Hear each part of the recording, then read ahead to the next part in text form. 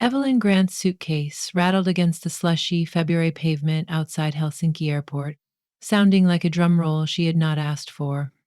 In the echo of that small, ridiculous noise, she could still hear the far larger one that had defined the last year of her life. The collective gasp of a sold out hall in Berlin.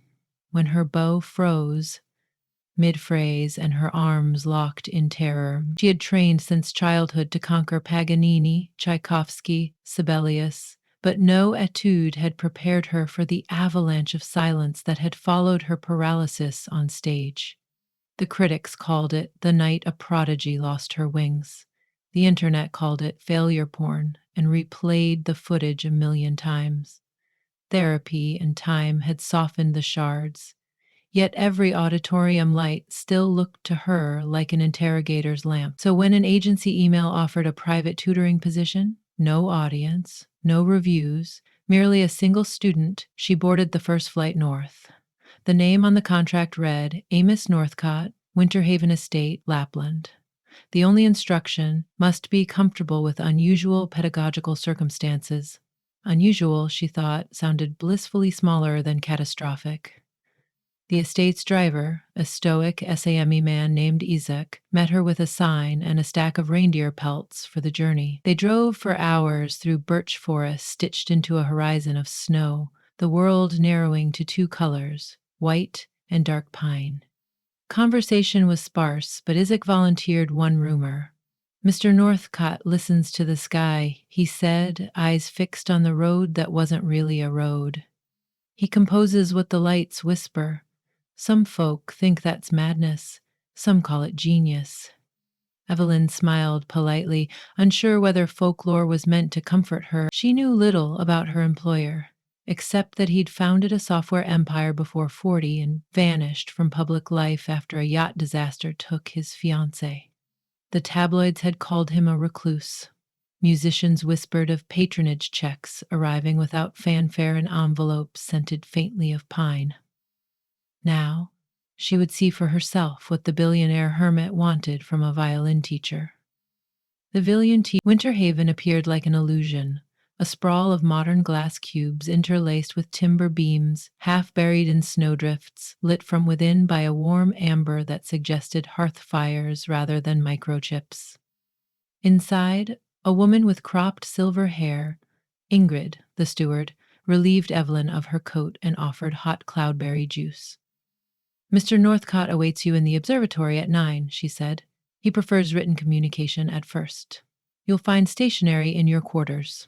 Evelyn nodded, mentally cataloging each peculiarity. Written communication? At first? She climbed a wide staircase lined with photographs of the aurora borealis, green veils, violet ribbons, crimson arcs. In some, a solitary silhouette stood in the snow, arms raised like a conductor coaxing color from the heavens. She wondered if that shadow belonged to Amos. The observatory crowned the highest wing, a glass-domed chamber surrounded by 360 degrees of Arctic night. Evelyn's breath fogged as she stepped inside, violin case in one hand, notebook in the other. The man waiting by the grand piano was taller than press photos suggested, lean in charcoal wool, hair just long enough to brush his collar in soft disarray. He did not extend a hand. Instead, he offered a sheet of paper on which neat fountain pen lines wrote, "Welcome, Miss Grant. Words are clumsy in sacred spaces. Please play something that feels like a rival." She had not performed for another soul since Berlin. Her pulse pounded like timpani, but the room's hush felt different from an auditorium's appetite. Here, silence was an honored guest, not a predator. She unpacked her violin, tuned softly, and let her bow drift into Sibelius' Solitude, a piece she loved for its icy stillness and sudden blooms of warmth. As the final harmonic shimmered, she looked up. Amos had closed his eyes, one hand hovering above the piano lid, as though catching the last note before it escaped into the dome. He turned, wrote again, "Exactly. The lights will answer you tonight." Dinner was served in a cedar-paneled dining nook overlooking the dark valley. Amos spoke little, yet his gaze carried fluent curiosity. Ingrid managed the conversation's scaffolding. He had invited her because his latest composition required violin, in a texture he could not himself articulate. Mr. Northcott hears music in photons, Ingrid said, as though discussing crop rotation. But he lacks string training. Your task is translation.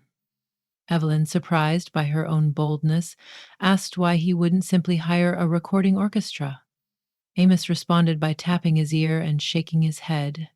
Ingrid clarified. 2 years earlier, he had lost significant hearing to sudden sensorineural damage, a delayed repercussion of the yachting accident. He could register frequencies through bone conduction devices and subwoofer floors, but speech was fuzzy. Northern Lights, however, produced no audible frequency. He claimed to perceive them directly in the mind's inner ear. Technology had not yet invented a stethoscope for the soul, so he wished to craft a living score to feel through her violin what his eyes translated as silent symphonies. That night, Evelyn lay awake beneath a skylight, northern stars an arm's reach away. She realized why he preferred writing. Spoken words must have felt like smudged ink, while the page offered clarity. She wrote him a note of her own, slipped it beneath his studio door. I don't yet hear what you hear, but I will learn. Teach me the language of light. When morning thawed the edges of the sky, she found his response, taped to her door. At 2011, the solar wind will crest. Dress warmly. The day's hours passed in disciplined ritual. Amos presented diagrams, color gradients annotated with chord symbols, waveforms cross-referenced against modes. Greens corresponded to Dorian, passionate reds bent toward Phrygian, elusive purples flirted with whole tone ambiguity. Evelyn played fragments while he rested a palm on the soundboard, eyes closed, head tilted, like someone reading Braille through vibration. At times he stopped her, wrote a single word, glacier, ember, memory, and she would adjust pressure, angle, vibrato, until he nodded. They spoke through timbre and metaphor more fluently than everyday small talk, and for once her violin did not feel like a weapon pointed back at her. It felt like a bridge. Night settled early. Ingrid drove them on a snowmobile across a frozen lake to an observation hut Amelia had built after the accident. Amos explained, in a rare burst of speech slow and deliberate enough for Evelyn to understand. She loved lights, he said, enunciating each syllable while his fingers traced the air. I promised her a concerto. They climbed to the hut's roof, where floor cushions awaited. The aurora emerged like ink dropped into water, first pale green strands, then curtains of lime swirling with lavender. The sky breathed. Amos handed her a bone conduction headset, connected to a recording interface in his pocket, and gestured for her violin. With mittens off, her fingers stung but obeyed. She began a single D drone. The lights above brightened, and Amos, eyes wide, sketched shapes in the air, upward sweep, sudden ripple, slow spiral. She mirrored each with arpeggios, tremolos, glissandi. He conducted without sound, she played without sheet music, while the cosmos flickered in silent approval. When the display faded, they sat panting in the cold, astonished. Amos wrote, Stage fright out here would be like fearing breath. She laughed, realizing she had not felt a tremor of fear. The only spotlight was 300 kilometers tall and entirely indifferent to human missteps. She felt, for the first time since Berlin, forgiven. Days evolved into a pattern. Mornings translating auroral sketches, afternoons refining technique, evenings rehearsing beneath the sky. Each lesson blurred the roles of teacher and student. Amos's synesthetic listening reshaped her assumptions about sound. Her disciplined articulation grounded his otherwise abstract visions.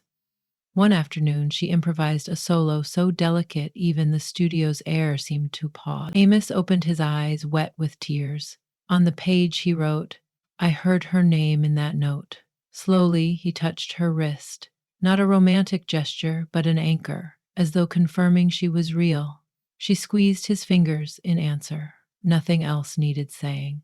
They never spoke of love, yet it wove itself between staves of notation and mugs of lingonberry tea.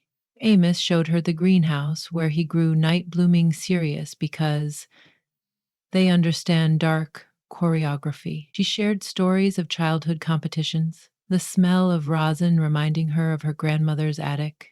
In moments of shared silence, their breathing synchronized, like two measures joined by a fermata.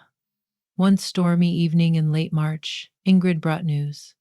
The Aurora forecast predicted a G4 geomagnetic tempest, strongest in 11 years. Amos paced the studio, energy crackling. Tonight, he said aloud, one of the few times he abandoned paper, we capture final movement. Preparations were frantic. Evelyn tuned two violins, one standard, one with gut strings for warmer response. Amos assembled a small team of technicians who arrived on snow bikes hauling microphones, vibration platforms, battery packs. They set up on a ridge overlooking the lake, a natural amphitheater of ice and sky. The temperature fell to -20, but adrenaline steamed from every mouth like chorus fog. At 22:03, the heavens ignited. Sheets of emerald lashed the horizon, while spears of fuchsia shot upward, crossing like sabers. Amid that cathedral of light, Evelyn felt something vast unspool inside her. Amos stood before her conducting in sweeping arcs, his face luminous with reflected color. She began the opening motif they had rehearsed, a low G that rose stepwise, hesitant, then leapt a tenth as though vaulting an invisible wall. The aurora answered. A pillar of gold flared overhead. Amos stomped the subwoofer floor so he could sense her dynamics, signaling crescendos with a quick flick of wrist. She launched into double stops, chords bending like liquid glass, harmonics that shimmered identical to the sky's own ripples. In the climactic passage, wind gusted snow across the stage, obscuring everything but silhouette and sound. The storm roared, silent light, her violin sang, audible flame. For 90 minutes, they wove radiation and resonance into something no microphone could fully capture, something that lived between senses. The final chord decayed into night. No applause followed, only hush. Amos' cheeks burned with cold tears. Amos stepped toward her, removing one glove, and traced a single line down her bow arm. She realized her muscles, once traitors, now held steady as steel. He lifted his notebook, but then changed his mind, lifted his voice instead. "Thank you," he said, voice hoarse with disuse yet unmistakably clear, "for giving the sky its echo." She took his face in frost-nipped hands and kissed him tentative, tasting quartz freeze and adrenaline. The aurora glowed softer around them, as though dimming lights in a theater satisfied by the curtain's fall. Spring melted the estate's icicles into songbirds' baths. Engineers arrived to master the recording. Publishers inundated Amos with offers, yet he seemed uninterested in release dates. One morning he brought Evelyn to the boathouse, now converted into a resonance chamber. There, on a stand, lay 2 copies of their score, Symphony of the Silent Lights, co-credited. "The world can wait," he wrote underneath the title. "First, let it be ours." They spent afternoons revising fingerings, debating tempi, laughing when stray dogs from a nearby village howled along. But Berlin called eventually. The Philharmonic director, aware of the rumors about Evelyn's Arctic resurrection, sent a personal invitation. Open their next season with any concerto of her choosing. The hall that once devoured her awaited redemption. Fear trembled at the doorway of her mind, but behind it stood fresh courage dressed in green ribbons of sky. She showed the letter to Amos. His eyebrow lifted. Question, support, maybe worry.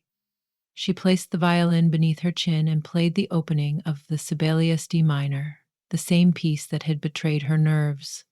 This time the phrases flowed like meltwater, unstoppable. When she finished, he nodded. On paper, he wrote, "Go, I'll be in the 7th row, listening with my whole skin." They traveled south together in early September. Berlin was warm, crowded, loud, Yet inside the rehearsal hall, Evelyn felt a hush identical to the Lapland night. During sound check, she glanced at Amos. He sat, eyes closed, fingertips resting on the armrest to feel vibration. The lights above reminded her of miniature auroras trapped in glass. When concert time arrived, she stepped on stage, bow poised. A slight shake teased her wrist, a ghost of old terror. But she thought of Amos tracing that same arm on the ridge, steadying her with gratitude. The conductor lifted his baton. She breathed once, twice. Then the violin soared, fearless.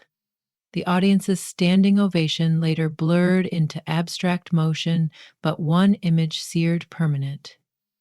Amos among strangers, smiling with a gentleness that needed no translation. Back in the green room, he slipped her a folded page.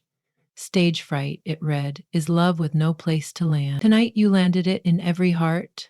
She hugged him, inhaling the scent of pine that clung to his coat no matter the city.